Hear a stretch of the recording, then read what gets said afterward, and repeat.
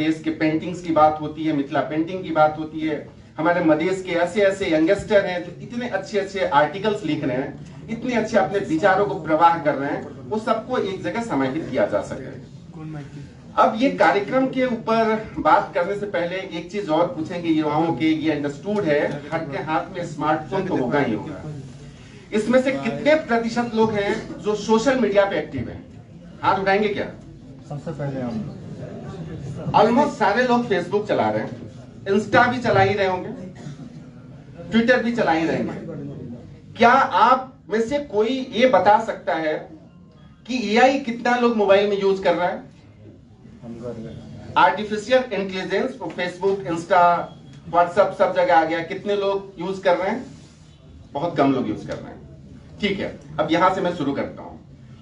इसलिए पूछा कि मुझे बात कहां से शुरू करनी है। तो ये जो हम लोग टॉपिक रखे, इसमें 4 शब्द बहुत अहम है। शक्ति है, अवसर है, आवश्यकता है और चुनौती है।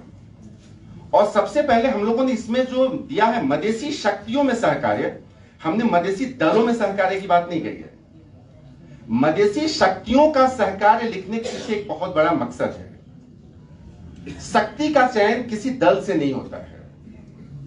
शक्ति का चयन आपसे, हमसे, दलों से, संगठनों से, समाज से मिलकर होता है।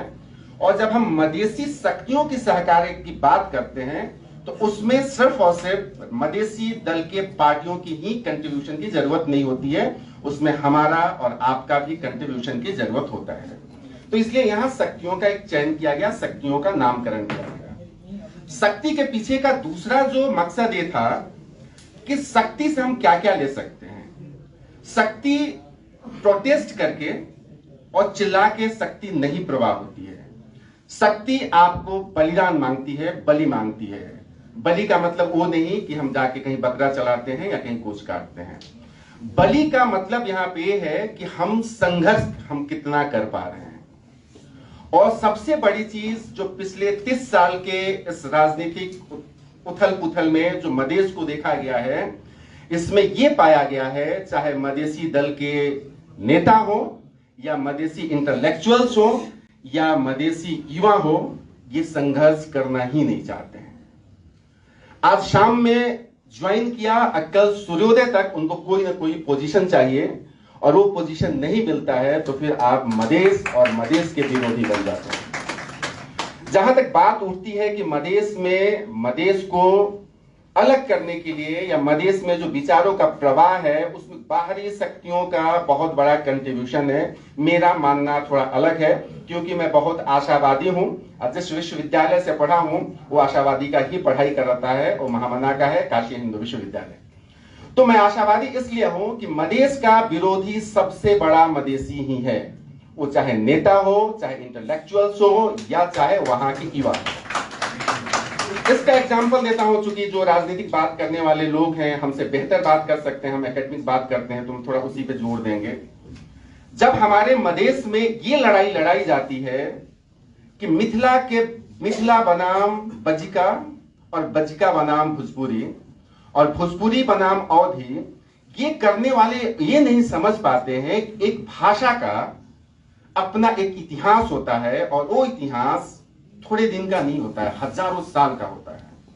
और जब आप अपनी भाषा और अपनी संस्कृति से दूर होते जाएंगे तो आपको गुलाम बनने में थोड़ा भी समय ज्यादा नहीं लगेगा। जब अलेक्जेंडर ने दुनिया पे राज करने के लिए चला तो अपने गुरु से पूछा था, किसी देश को किसी देश के जनता को गुलाम बनाना हो तो क्या करना चाहिए? तो उसके गुरु ने कहा था, युद्ध से और हथियार से तुम गुलाम नहीं बना सकते हो, तुम जीत सकते हो उस देश को। अगर किसी देश को या उसके जनता को गुलाम बनाना है तो उसके 3 चीजों पे तुम हमला कर दो, वो देश अपने आप आके बिना हथियार बिना युद्ध के गुलाम बन जाएगा।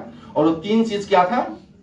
उसके धर्म पे वार कर दो, उसके शिक्षा पे वार कर दो और उसके संस्कृति पे वार कर दो। और मधेश 21वीं सदी में अपनी राजनीतिक लड़ाई से कहीं ज्यादा अपने शिक्षा, अपने धर्म और अपनी भाषाओं की लड़ाई लड़ रही है। और ये जिम्मेवारी आपकी और हमारी है कि हम इसको कैसे रोक सकें। हर भाषा की सम्मान होनी चाहिए, हर व्यक्ति का सम्मान होना चाहिए, हर नेताओं का सम्मान होना चाहिए। जब बात उठती है कि हमारी परंपराएं बहुत अच्छी नहीं थी, परंपराओं से मतलब मेरा ये है कि जो मदेश के राजनीति करने वाले लोग हैं उन्होंने बहुत सारा चीज नहीं किया, मेरा मानना यहां भी अलग है। अगर ये लोग, ठीक है, कमियां मुझमें भी हो सकती है, कमियां आप में भी है, कमियां इनमें भी हो सकती है, 100% दुनिया में कोई परिपूर्ण नहीं होता है, लेकिन इनके बदौलत आज अगर मदेश और मदेशी के नाम पे पूरी दुनिया में डंका बजा रहे हैं या लिख रहे हैं, तो आपको ये मानना पड़ेगा कि इनका भी, हमारे बुजुर्गों का, हमारे अभिभावकों का भी उसमें बहुत बड़ा कंट्रीब्यूशन रहा है।